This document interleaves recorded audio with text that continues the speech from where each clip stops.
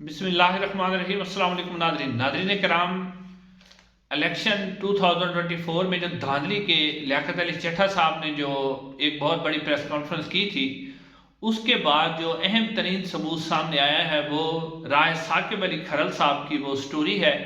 جو لکشمی چوک کے اندر انہوں نے لاہور کے اندر جا کے ایک لکشمی چوک کے اندر جو پرنٹنگ پریس ہے اس کے اوپر جا کے دیکھا کہ نواز شریف صاحب، مریم نواز صاحبہ اور جو نواز شریف صاحب کے لاہور کے حلقے ہیں، مریم نواز صاحبہ کا N 119 ہے اور منصیرہ کا جو حلقہ ہے اس کے بیلٹ پیپر چھاپے جا رہے تھے۔ اب ناظرین، اس کے بعد رائے ثاقب صاحب کہاں پر ہیں؟ رائے ثاقب صاحب کا ٹویٹر بند ہے، ان کا فون بند ہے، اور اس کے اوپر رائے ثاقب صاحب کے اوپر کیا کیا جا رہا ہے، خاص طور پہ مسلم نون کی طرف سے کیا مطالبات کیے جا رہے ہیں کہ انہیں گرفتار کیا جائے، وہ آپ کے سامنے رکھتے ہیں۔ اس کے بعد ناظرین، پاکستان تحریک انصاف کے لیے ایک بہت ہی اچھی خبر ہے اور مسلم نون کے لیے بری خبر ہے۔ پاکستان تحریک انصاف کی 3 نشستیں جو ہیں ان میں اضافہ ہوتا ہوا نظر آ رہا ہے، اور مسلم نون کی جو پہلے 75 نشستیں ہیں اس میں سے مزید جو 3 نشستیں ہیں فی الحال طور پر وہ کم ہو گئی ہیں۔ اس کے علاوہ ناظرین، پاکستان تحریک انصاف نے ایک اور بہت بڑا فیصلہ کیا ہے، اور انہوں نے اپنی ریزرو سیٹ حاصل کرنے کے لیے ایک بہت زبردست قسم کا فیصلہ کیا ہے، اور سنی اتحاد کونسل کے ساتھ ان کا اتحاد ہو گیا ہے۔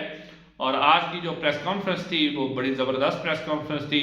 جس کے اندر جو اتحاد بین المسلمین ہے اس کا عملی مظاہرہ جو ہے جیل میں بیٹھے ہوئے قیدی نمبر 804 نے کر کے دکھایا کہ کس طرح مختلف فرقوں کے لوگ جو ہیں وہ ایک ہی ٹیبل پر بیٹھ کر ایک دوسرے سے یکجہتی کا اظہار کر رہے تھے۔ ناظرین، اور سب سے پہلے آتے ہیں اس خبر کی طرف کہ رائے ثاقب صاحب نے جو سٹوری بریک کی ہے، جو یعنی کہ لاہور کا جو لکشمی چوک ہے اس میں وہاں پر پرنٹنگ پریس ہیں، بہت زیادہ پرنٹنگ پریس ہیں، تو وہاں پر رائے ثاقب صاحب کے مطابق جو منصور علی خان صاحب کو انہوں نے رپورٹ کیا اور عمران ریاض خان کو رپورٹ کیا، اس کے مطابق یہ کہ وہ ایک ہوٹل پہ بیٹھے ہوئے تھے، تو وہاں ان پر کسی نے ان کو آ کے بتایا کہ ایک جگہ پہ جو ہے پرنٹنگ پریس کے اوپر جو ہے وہ کچھ پرنٹنگ جو چھاپے جا رہے ہیں بیلٹ پیپر،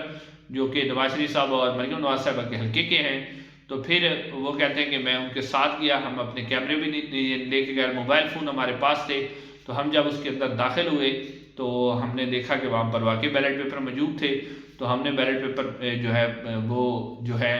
وہ ان کو ہم نے دیکھا، ان کی ہم نے ویڈیو بنائی، اور پھر جو ہمارے ساتھ بندہ تھا اس کا بھی ہم نے اس کو اپنے موبائل فون دیے کہ تم اس سے ویڈیو بناؤ، پھر ہم نے اس کو وہ موبائل فون دے کر وہاں سے کہیں روانہ کر دیا کہ کہیں ہمارے موبائل فون نہ چھین لیے جائیں۔ تو پھر اس کے موبائل فون سے بھی ہم نے اس کو کہا کہ آپ تم اپنے موبائل فون سے فوٹیج بناؤ، تو پھر اس نے اپنے موبائل فون سے بھی فوٹیج بنائی، اور فوٹیج بنا کے اس نے ہمیں بھی دی اور اس کے پاس بھی تھی، تو وہ کہتے ہیں کہ وہاں سے میں نکل گیا۔ اس کے بعد ناظرین، جو خبریں یہ آ رہی ہیں کہ رائے ثاقب صاحب نے اپنا جو چینل ہے ہم نیوز، اس سے رابطہ کیا کہ یہ بہت بڑی سٹوری ہے، اس کو چلایا جائے، لیکن ہم نیوز نے اس کو چلانے سے انکار کر دیا۔ نصر اللہ ملک صاحب بڑا جو ہے آپ کو پتہ ہے نون لیگ کے بڑے حمایتی ہیں، اور انہوں نے اس کو کہا کہ سوالات کرنے شروع کر دیے، حالانکہ اس سے بڑا کوئی سکینڈل ہو نہیں سکتا، بیلٹ پیپر کس لیے چھاپ رہے تھے اس کے اوپر۔ اور اب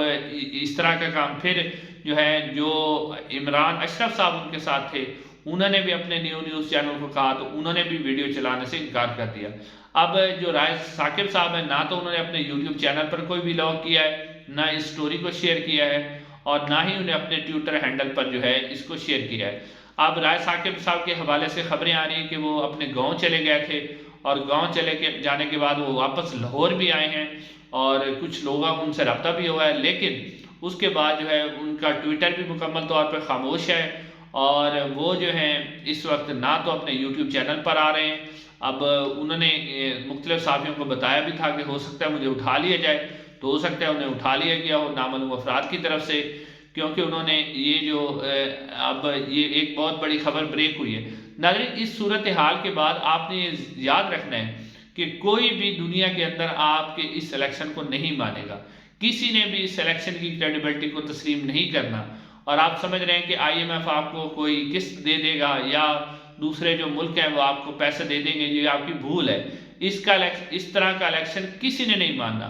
ناظرین کرام، اس کا یہ حل ہے کہ آپ فارم 45 منگوائیں، اور فارم 45 کے مطابق جو بھی جماعت ہے وہ کامیاب ہو رہی ہے، اس کی جماعت کو کامیاب ہونے دیں، اس طرح کی دھاندلی اور اس طرح کے آپ بڑے بڑے اگر سکینڈل سامنے آئیں گے تو پوری دنیا میں پہلے بھی ہمارا الیکشن جو ہے وہ بہت ہی زیادہ متنازع ہو چکا ہے، اب تو کسی نے بھی اس کو نہیں مانا۔ اب ناظرین اب آتے ہیں دوسری خبر کی طرف۔ ناظرین اسلام آباد میں پاکستان جو 3 نشستیں تھیں NA-46 NA-47 اور NA-48، اس کے اوپر پاکستان تحریک انصاف کو آج بہت بڑی کامیابی ملی ہے، اور یہ کامیابی ایک آپ کہہ سکتے ہیں کہ جو آزاد ججز ہیں، جو آئین اور قانون کے ساتھ کھڑے ہوئے ججز ہیں، جو آئین اور قانون کے اوپر کھڑے ہوئے ہیں، جو آئین اور قانون کو دیکھ کر فیصلے کرتے ہیں، انہوں نے یہ فیصلہ دیا۔ اس سے پہلے اسی جو عدالت کے اندر جس عامر فاروق صاحب کے سامنے ان 3 جو حلقے ہیں ان کے متعلق جو کیس کیا تھا، تو اس کے اوپر جسٹس عامر فاروق صاحب نے جو ہے وہ کچھ بھی نہیں کیا تھا، صرف الیکشن کمیشن کو ٹائم دیا تھا، اور ٹائم دینے کے بعد جو ہے انہوں نے نوٹیفیکیشن جاری کر دیے، اور پھر اسی الیکشن کمیشن کے پاس واپس معاملہ بھیج دیا کہ آپ اس کو حل کریں۔ تو ناظرین جب انٹر کورٹ اپیل ہوئی تو اس میں جسٹس میاں گل حسن اورنگزیب اور جسٹس ارباب طاہر صاحب ان کے سامنے یہ معاملہ آیا، تو انہوں نے بڑا دبنگ اور قانونی انداز میں فیصلہ دیتے ہوئے اسلام آباد کی جو تینوں قومی اسمبلی کی نشستیں ہیں جس پر مسلم نون کے امیدوار کامیاب ہوئے تھے، ان کے یعنی پاکستان تحریک انصاف کے عامر مغل صاحب، شعیب شہین صاحب اور علی بخاری صاحب، ان کی درخواستوں کو جو ہے وہ منظور کیا، اور الیکشن کمیشن آف پاکستان کے جو کامیابی کے نوٹیفیکیشن تھے وہ معطل کر دیے۔ ناظرین یہ جو فیصلہ ہے یہ بہت بڑا فیصلہ ہے۔ اب یہ جو معطل ہوئے ہیں اس سے تو مسلم نون کو بہت بڑا جھٹکا لگا ہے، کیونکہ وہ پہلے صرف 75 نشستوں پر کھڑی ہوئی ہے، اب ان 3 جھٹکوں کے بعد اس کی نشستوں کی تعداد مزید جو ہے 72 ہو گئی ہے۔ اب ناظرین اس کیس کا جو فیصلہ ہے وہ اب منطقی انجام کو پہنچے گا، کیونکہ اب اسلام آباد ہائی کورٹ جو ہے وہ اس کے اوپر اگر فارم 45 منگواتی ہے، جو کہ پاکستان تحریک انصاف کے پاس فارم 45 موجود ہیں اور پاکستان تحریک انصاف کے پاس نہیں موجود، بلکہ جو اسلام آباد سے دوسری جماعتیں ہیں جس میں جماعت اسلامی ہے، تحریک لبیک پاکستان ہے، اور سب سے بڑھ کر مصطفیٰ کھوکھر صاحب جو ہیں وہ 2 حلقوں میں سلیکشن لڑے، ان کے پاس بھی فارم 45 موجود ہے۔ ان کے فارم 45 اور جو تحریک لبیک کے پاس ہیں اور جو TLP کے پاس ہیں اور ساتھ ساتھ جماعت اسلامی کے پاس ہیں، ان کے جو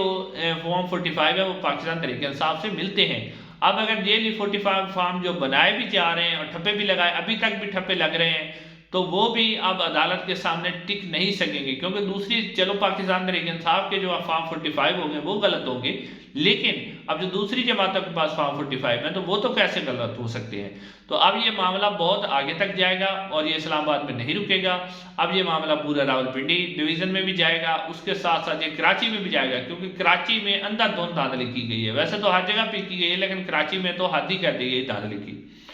اب ناظرین آتے ہیں اگلی خبر کی طرف کہ پاکستان تحریک انصاف نے اپنی جو مخصوص نشستیں ہیں اس کو حاصل کرنے کے لیے ایک بہت بڑا یعنی فیصلہ کیا، اور وہ یہ فیصلہ ہے کہ سنی اتحاد کونسل کے اندر پاکستان تحریک انصاف جو ہے وہ اپنے اس کے اراکین جو آزاد ہیں وہ شامل ہو جائیں گے۔ سنی اتحاد کونسل کے چیئرمین ہیں صاحبزادہ حامد رضا، جو کہ فیصلہ آباد سے پاکستان تحریک انصاف کی حمایت سے وہاں سے ممبر قومی اسمبلی بھی منتخب ہو چکے ہیں، اور پاکستان تحریک انصاف کے جو اراکین ہیں انہوں نے اس میں شامل ہونے کا فیصلہ کر لیا ہے۔ اور ناظرین سب سے بڑھ کر جو ہے آپ نے اگر دیکھا ہوگا تو سنی اتحاد کونسل کا آج جو پریس کانفرنس ہوئی اس کے اندر سنی اتحاد کونسل کے چیئرمین صاحبزادہ حامد رضا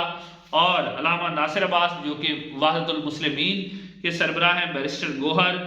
اور عمر ایوب بھی موجود تھے۔ ناظرین جو کہ پاکستان کی حکومت بھی کوشش کرتی رہی ہے کہ فرقہ واریت نہ پھیلے، تمام فرقے اکٹھے بیٹھیں، تو آج آپ کو ایک مثال نظر آئی جس میں علامہ ناصر عباس جو کہ اہل تشیع و مسلک سے تعلق رکھتے ہیں اور صاحبزادہ حامد رضا جو کہ اہل سنت سے تعلق رکھتے ہیں، اور سنی اتحاد کونسل کے اندر اہل سنت کے جتنے بھی فرقے ہیں ان کے نمائندہ علماء موجود ہیں۔ تو یہ ایک یعنی آپ کہہ سکتے ہیں کہ مذہبی ہمانگی کی بھی زبردست مثال ہوئی، پھر جس طرح انہوں نے پریس کانفرنس میں ایک دوسرے کے ہاتھ پکڑ کر ایک زنجیر بنا کے دکھائی کہ ہم سب ایک ہیں، تو اس کا بھی بہت بڑا امپریشن گیا ہے۔ اب ناظرین پاکستان تحریک انصاف یہ اب جو خواتین کی نشستیں ہیں ان کو حاصل کرنے کی کوشش کرے گی۔ اب الیکشن کمیشن آف پاکستان جو ہے وہ اتنا جلدی تو انہیں نشستیں نہیں دے گا، الٹیمیٹلی یہ عدالت سے ہی پاکستان تحریک انصاف کو ملے گی، لیکن مل جائیں گی یہ نشستیں بھی۔ آخر میں ناظرین آج جو اسلام آباد ہائی کورٹ ہے اس کے اندر سماعت ہوئی محسن اختر کیانی، جسٹس محسن اختر کیانی صاحب نے جو بلوچ اسٹوڈنٹس ہیں ان کی بازیابی کے حوالے سے۔ تو انہوں نے آج انوار اللہ کاکڑ صاحب کو اور وزارت داخلہ چیف سیکرٹری